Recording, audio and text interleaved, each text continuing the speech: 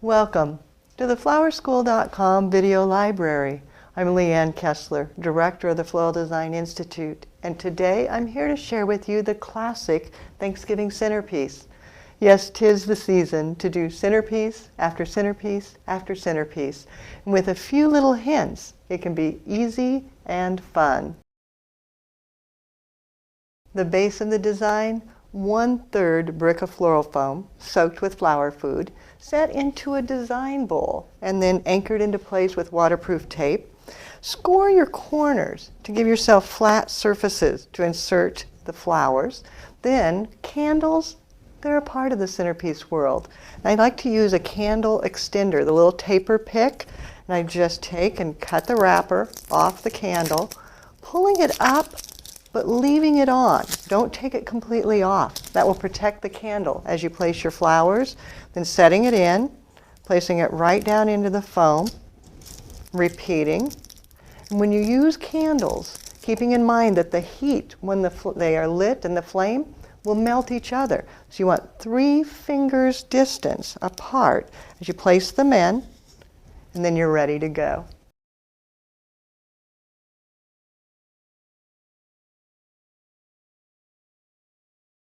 Next step, a bit of foliage, using some of the ruscus to extend out the end, and doing the same thing on the other side.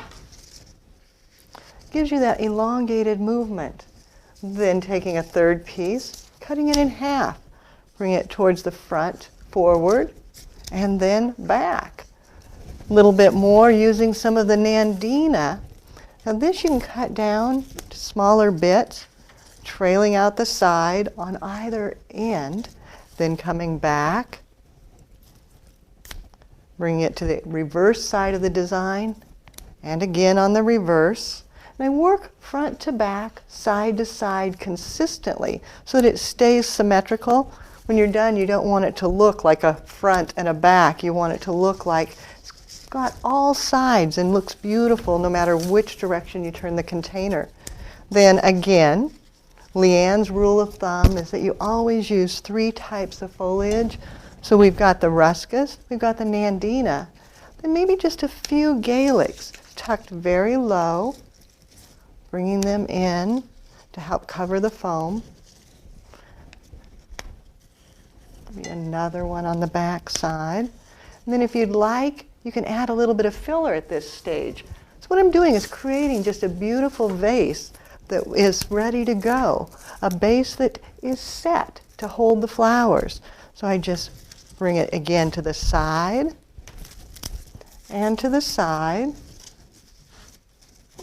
then coming in through the center, making sure I get a good 2-inch insertion on everything,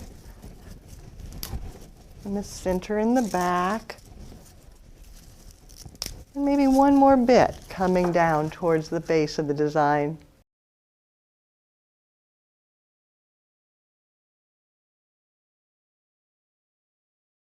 The classic blooms for an autumn centerpiece would be chrysanthemums. So of course I'm going to go ahead and add those. It's beautiful butterscotch color.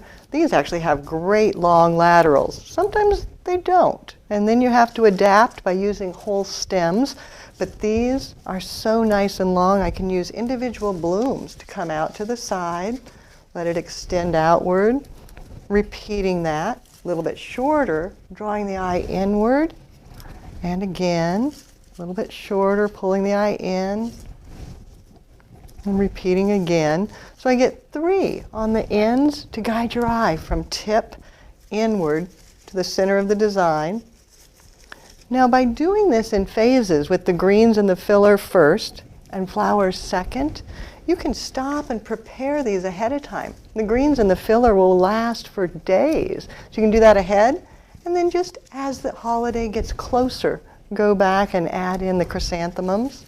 Coming to the front, now out to the back, up to the center, a little higher.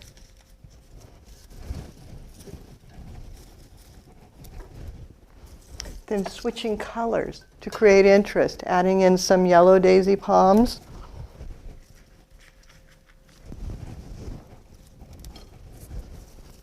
couple of them out here towards the front. Again, keeping that 2-inch insertion. Bring it out to the back. Coming from all directions.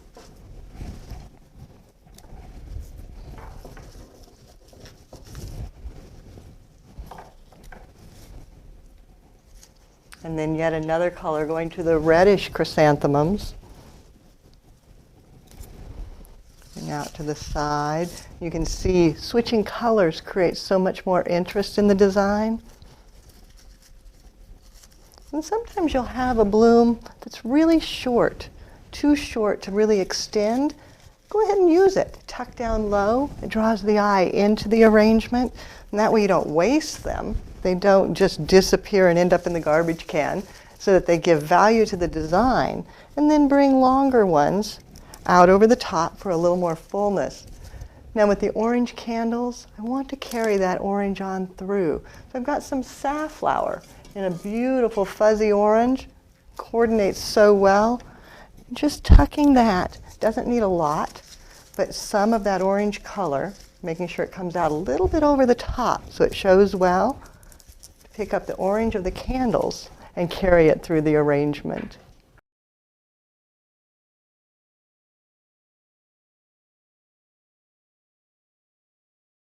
Another classic for the Thanksgiving season is the carnation. And adding a few of these will add texture and a little bit of substance. Tucking them down, sometimes underneath, pulling the eye in towards the center so it pulls weight inward, out the back. Enhancing the accent area, pulling up towards the top and in between the candles. Just adding a little more weight right in the center. Then as you're working, turning it, looking at it all the way around, making sure that there are no holes, filling in if you see something that just needs another flower, tucking it down in there until you're sure everything is perfect.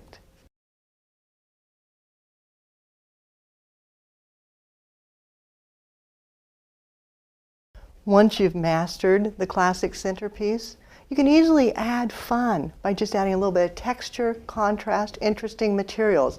Maybe some scabiosa pods, clustering 3 together, giving it a cut, and then setting it down into the arrangement, letting it show a little different look to the overall design.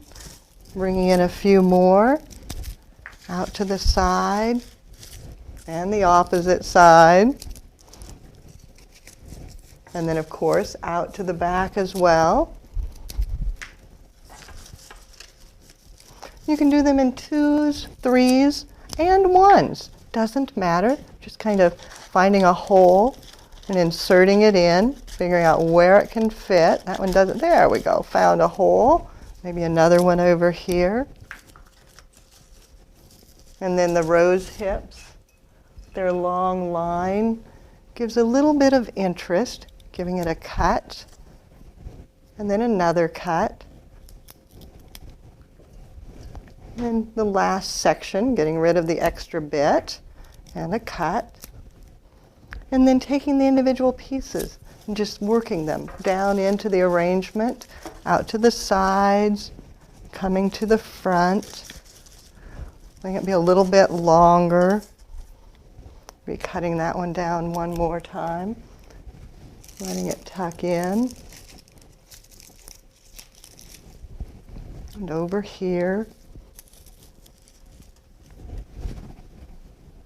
and then taking the entire arrangement and just setting it down into a terracotta dish so it looks a little bit fancier. And then the last step is pulling off the wrapper on the candles. But they're beautiful, and preparing them so that they're ready to light.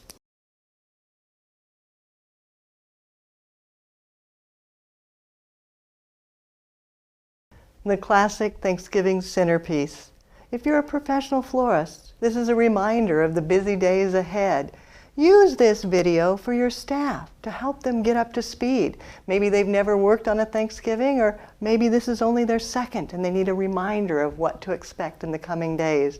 If you're a beginning florist, use this as your tutorial to get ready and surprise your employer with how well you do. If you're an at-home florist, this will get you started so that you're ready to go. Find your flowers, practice, and create your own gorgeous centerpiece. Whatever, this is for you to help you be successful as a professional florist in the classic Thanksgiving centerpiece. Now it's your turn. If you have questions as you're working away, don't hesitate to contact us. You can reach us through the website at flowerschool.com or pick up the telephone and give us a call at 1-800-819-8089.